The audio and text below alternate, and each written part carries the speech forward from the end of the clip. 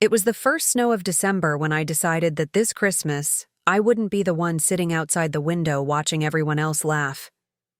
My name is Amelia, and welcome to Amelia Voice, where the stories we tell are colder than the storm outside, and sometimes twice as dark. Last year, my family made it clear that I wasn't welcome at Christmas. My mother's tight-lipped smile, my brother's silence, and the text that came afterward. "It's better if you don't come this year." Those words hit harder than I thought they would. I had always been the one who kept the peace, the one who bought the gifts and cooked the meals, the one who took the blame when my father's temper flared. And yet, when I finally stood up for myself, just once, they decided I was the problem. So when December came again, I decided I wouldn't beg to be part of their perfect holiday. Instead, I would let them have exactly what they deserved, a Christmas they'd never forget. A few years ago, when I was still trying to find somewhere to run when things got bad, I'd bought an old hunting cabin deep in the woods outside Pine Hollow. It wasn't much. No internet, no neighbors, no heat except for a stubborn wood stove. But it was mine. The land stretched out into the kind of quiet that felt like a secret. After my family's banishment, I hadn't been back for months. But when the cold started to crawl in and the Christmas lights began appearing on every window in town, something inside me started whispering. What if they saw what life without me really looked like? What if I gave them a taste of their own isolation? That's when the idea began to form, a perfect, glittering plan wrapped in silence and snow. I started by sending a group text from an old number, pretending to be the owner of a luxury Christmas rental. The photos I attached weren't real. They were warm, cozy, stolen from Pinterest. I made sure the price was too good to be true, and mentioned that the owner couldn't meet them in person but would leave the keys under the mat. My brother, who was always hunting for budget-friendly family getaways, jumped at the offer. Within 2 hours, he'd booked it for the whole family. My parents, him, his new girlfriend, and my sister with her husband. I could almost see their excitement through the messages. They thought they were going to spend Christmas in a picturesque cabin, drinking cocoa and laughing in front of a roaring fire.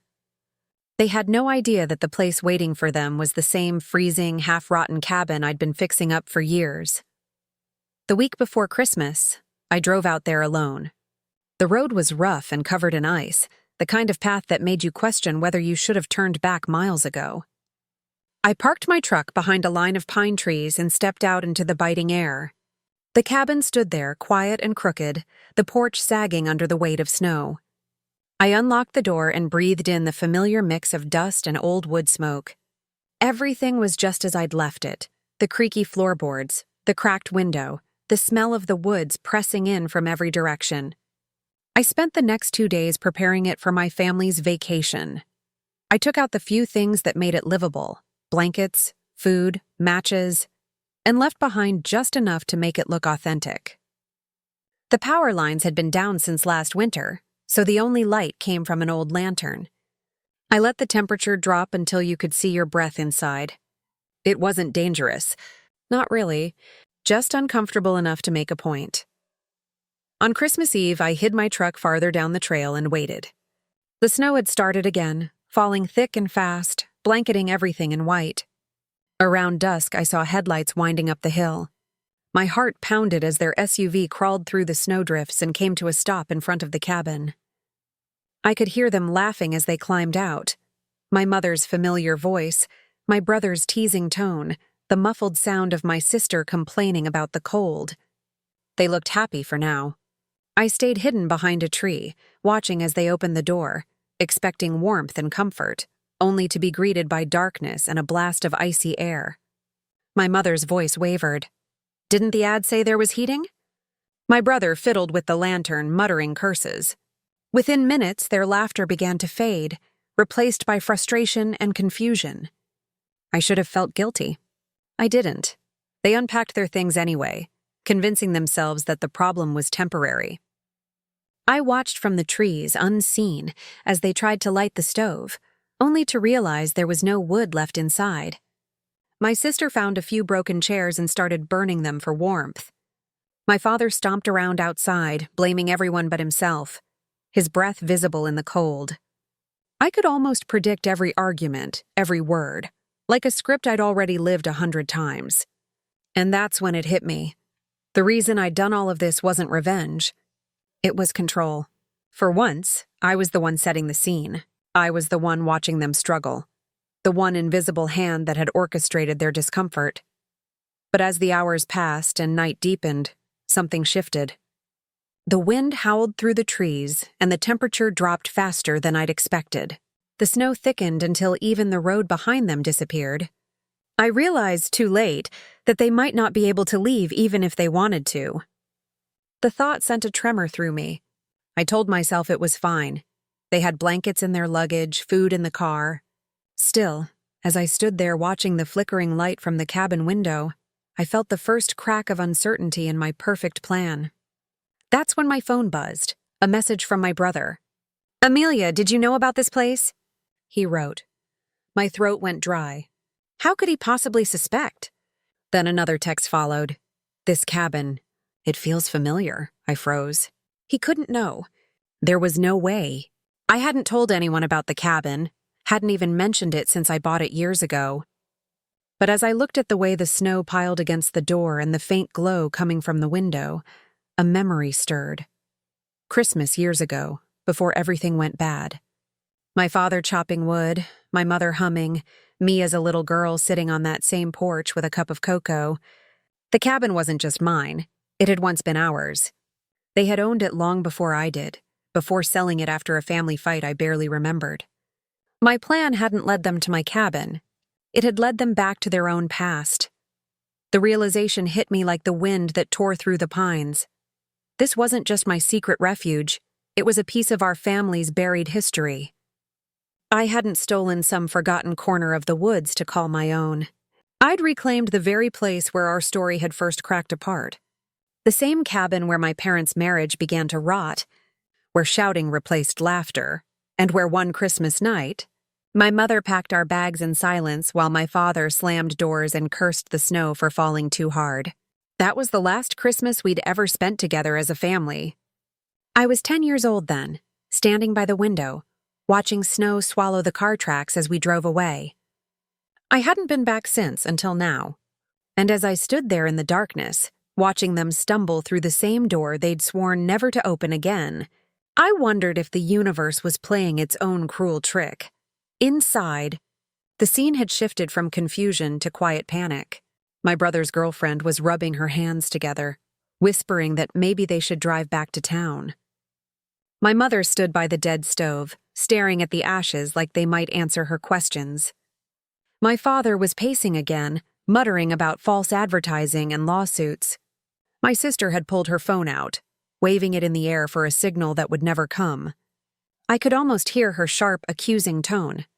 "You booked this, didn't you? You didn't even check the reviews?" The snow outside swallowed their voices, muffling them into something ghostly, almost sad. I thought I'd feel triumphant watching them unravel, but all I felt was an ache in my chest. They looked smaller than I remembered, older, fragile even. But that sympathy burned away when I remembered how easily they'd erased me from their perfect holidays. I circled the cabin, my boots crunching softly in the snow. Through a crack in the window, I saw my mother take out the framed photo she always brought on trips, the one of all of us from years ago, smiling in matching sweaters. My face had been carefully folded under the edge of the frame. I stared at that little detail, the deliberate crease that erased me, and the chill that spread through my body had nothing to do with the cold. They'd rewritten the story long before I did, so maybe this wasn't revenge. Maybe it was justice. Let them feel what it's like to be left out in the cold, to stare into a room full of ghosts and realize they're not welcome anymore. As night deepened, I slipped closer to the porch. The lantern flickered through the frosted window, throwing warped shadows on the snow. I could hear them whispering now, my mother praying quietly, my sister insisting they should leave at first light. My father, stubborn as ever, decided they'd tough it out. That was his favorite phrase, the one he used whenever pain could be hidden under pride. I could almost hear his voice from years ago, barking the same words while my mother packed her bruised silence into a suitcase. The air around me tightened. I thought I'd left those echoes behind. Then something unexpected happened. My brother stepped outside. He didn't see me at first. He just stood there, shoulders hunched, staring into the dark woods. "Amelia?" he called softly. The sound of my name sent a shiver down my spine. I hadn't heard him say it in over a year. I stayed still, hidden behind a pine tree, my breath fogging the air. "If you're out there, I'm sorry," he said. His voice cracked, and for a moment I almost believed him. "We shouldn't have shut you out. It wasn't fair." The silence that followed stretched long and heavy, like the woods themselves were listening. I wanted to step out, to answer him, to tell him how those words had come too late. But something kept me frozen in place, some stubborn corner of my heart whispering that if I revealed myself now, everything I'd done would lose its meaning. When he finally turned to go back inside, the wind picked up again, sweeping his footprints away almost instantly. The forest closed around me, swallowing him whole. I stood there staring at the cabin, at the dim light flickering inside, and I realized that the line between punishment and cruelty had started to blur. I hadn't wanted to hurt them, at least not at first. But now I wasn't sure what I wanted anymore. Maybe I just wanted to be remembered. Maybe I wanted them to feel the hollow silence they'd left in me. Hours passed. The snow thickened into a white curtain, and the cold seeped through my gloves. I knew I should leave, but I couldn't. I kept thinking about the look on my mother's face, the way she'd stared into that dead stove as if it could bring back the warmth we'd lost. I remembered her humming when I was little, the sound she made while decorating gingerbread cookies, before everything turned bitter. Maybe she'd been broken too, just in quieter ways. I thought about going in, about ending the game, about lighting the stove myself and telling them everything. But then my phone buzzed again. Another message, this time from an unknown number. "We know what you did." My blood ran cold. The message wasn't from any of them. They had no signal. I glanced around, scanning the dark woods. Nothing but snow and trees. Still, I couldn't shake the feeling that someone else was out there, watching. The cabin had always felt isolated, but now it felt surrounded, the trees pressing closer, the wind whispering things that didn't sound like wind.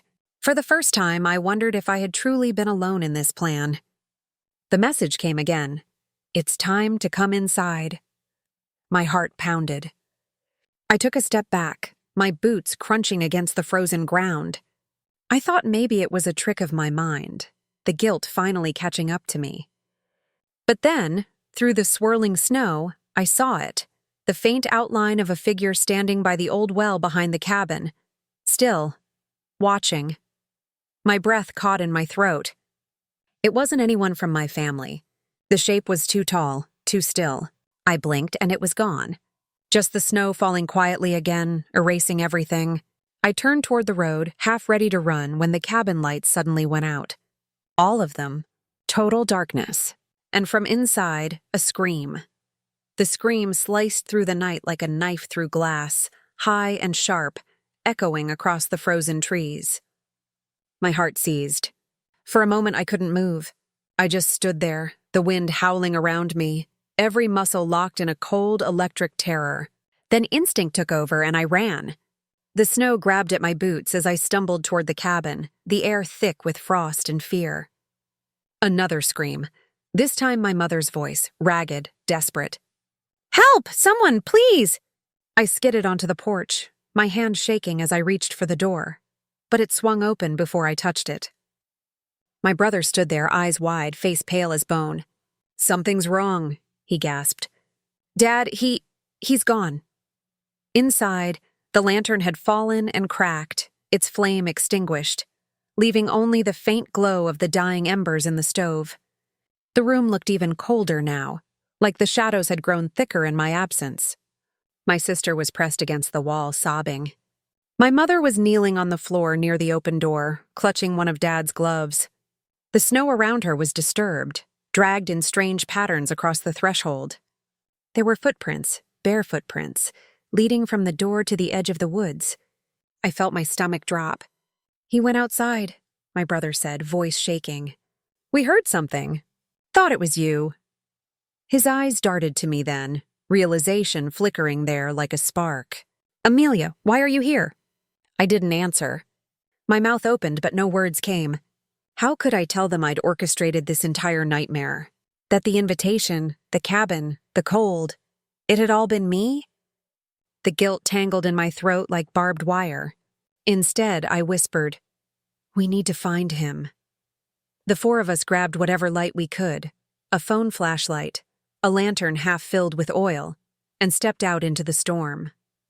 The snow was coming down harder now, blurring everything into a white blur. The footprints led us toward the tree line, weaving like someone had been staggering. Every few feet, one print vanished completely, as though swallowed by the snow. My mother called his name, her voice cracking with panic. The sound barely carried. The wind devoured it whole.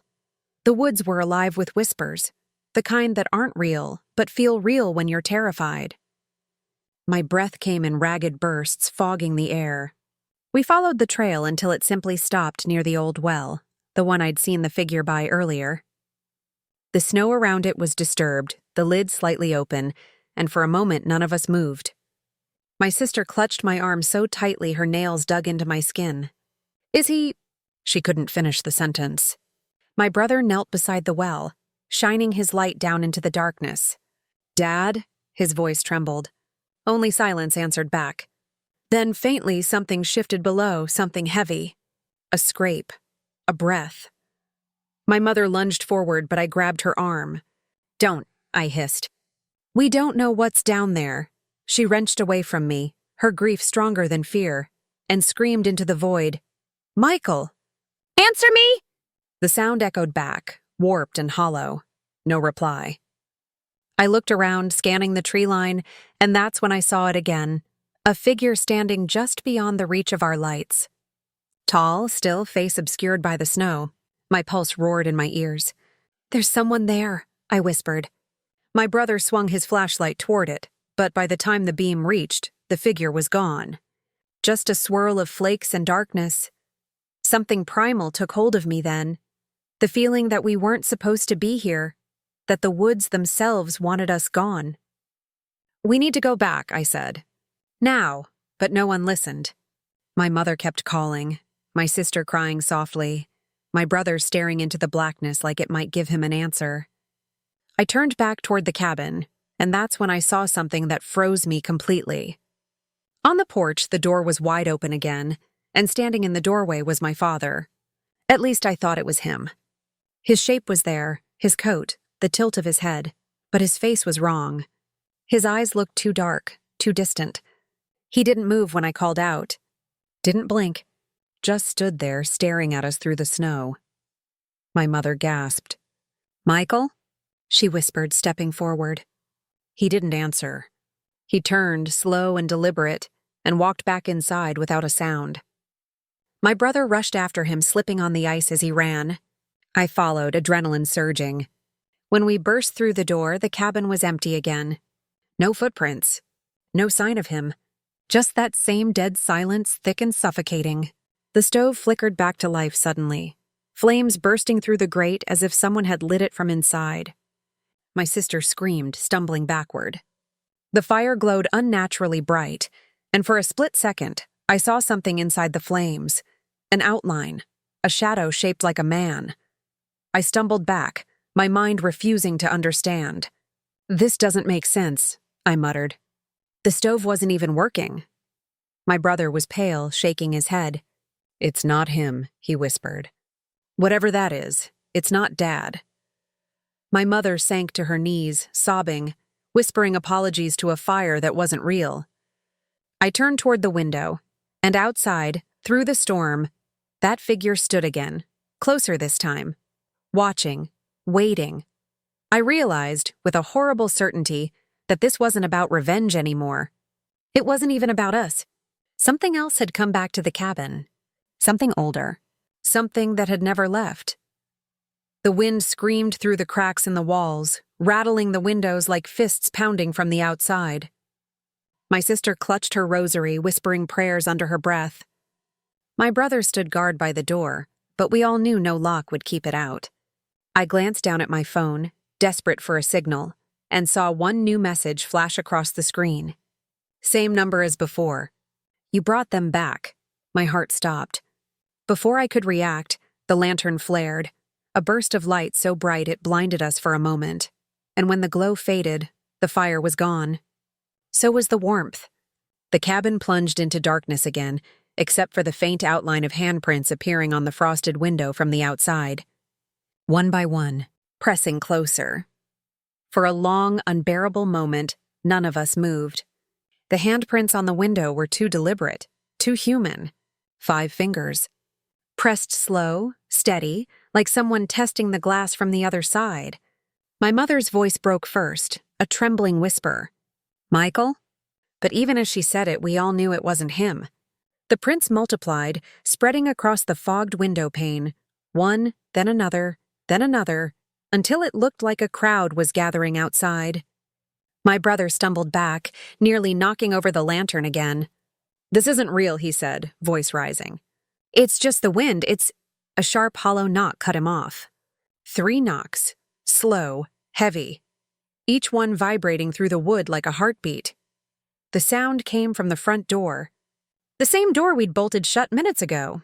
We stared at it, no one daring to move. My sister began to cry, her hands shaking so badly she dropped her rosary. Someone's out there, she gasped. My brother, always trying to be the hero, grabbed a fire poker and stepped forward. I caught his arm. Don't, I whispered. We don't know who... He shook me off.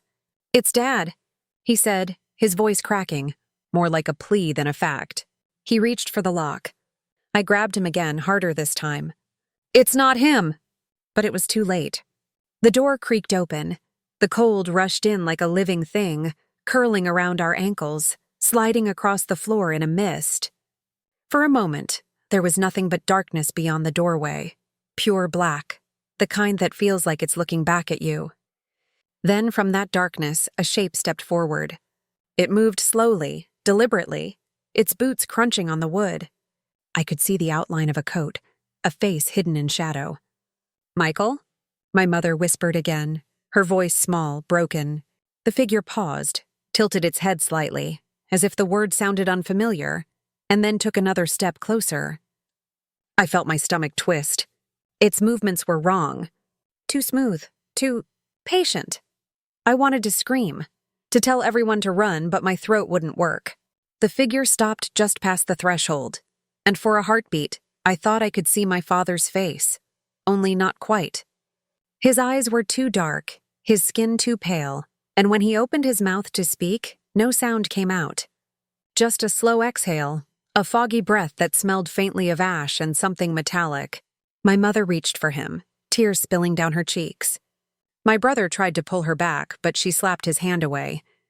He's cold, she whispered. He's freezing.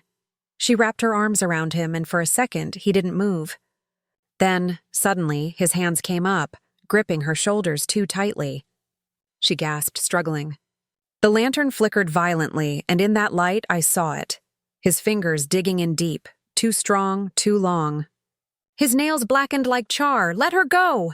I screamed, finally breaking free of the paralysis. My brother lunged forward, swinging the poker, striking the figure in the side. It let out a sound, low, guttural, inhuman, and staggered back, dragging my mother with it. I grabbed her arm, pulling, and for a moment it felt like a tug of war between the living and the dead. Then, suddenly she was free, collapsing against the floorboards, gasping for air. The figure reeled backward, retreating into the darkness outside, vanishing as the door slammed shut behind it with a deafening crack. We all froze. The only sound was my mother's sobs, and the storm battering the cabin from every side. My brother leaned against the wall, shaking, his knuckles white around the poker. What was that? He whispered. No one answered. My sister crawled to my mother's side, whispering prayers again, clutching her hands. I stood by the door, staring at the lock, half expecting it to turn on its own. My heart wouldn't slow down. It wasn't just fear, it was recognition. That thing, whatever it was, had felt familiar. The smell of ash, the sound of its breathing. They belonged here, like something that had always been part of this place. When my mother finally spoke, her voice was barely audible. "It wasn't him," she said, staring blankly at the door. "I thought it was, but it wasn't." Her fingers trembled as she reached into her coat pocket and pulled something out. A small, crumpled photograph. My father, years younger, standing in front of this same cabin. His hand resting on the well behind him. On the back, in faded ink, someone had written, "For Amelia. Don't come back here." The room went silent. I stared at the photo, confusion and horror twisting inside me. He had known. All those years ago, he'd known something about this place, something he never told us. "What does that mean?" my brother asked, voice trembling. My mother just shook her head, tears streaking her face. "He said this place was cursed," she whispered. "That something lived here. Something that took him once and he barely got away." I didn't believe him. She looked at me then, eyes wide with realization. "You brought us back." Her words hit harder than any slap. My chest tightened. "I didn't know," I stammered. "I thought it was just an old cabin. I just wanted to—" But the excuses died on my tongue. The guilt, the revenge, the plan. It all seemed so small now compared to whatever we had woken up. The storm outside howled louder, shaking the windows. The lights flickered again. From somewhere deep in the woods came a sound, low, rumbling, almost like laughter. It rolled across the snow, deep enough to make the floor vibrate beneath our feet. My brother turned to me, eyes full of fear and anger. "We need to leave. Now." I nodded, helping my mother to her feet. We grabbed what we could, coats, a flashlight, nothing else, and pushed the door open. The wind nearly knocked us back. The snow had risen higher, covering the car's tires completely. My brother cursed, kicking at the drifts, but it was useless. "We weren't going anywhere tonight." My sister looked back toward the woods, her face pale. "It's watching us," she whispered. I followed her gaze and saw them. Not one, but several figures now standing between the trees, motionless, watching. The snow swirled around them, but their outlines never blurred. That's when I realized the truth. This wasn't about us punishing each other. It wasn't about family or forgiveness or revenge. This was about the cabin and what it wanted. And as the figures began to move, stepping closer through the snow, I understood something I wish I never had. The cabin hadn't called my family here. It had called me,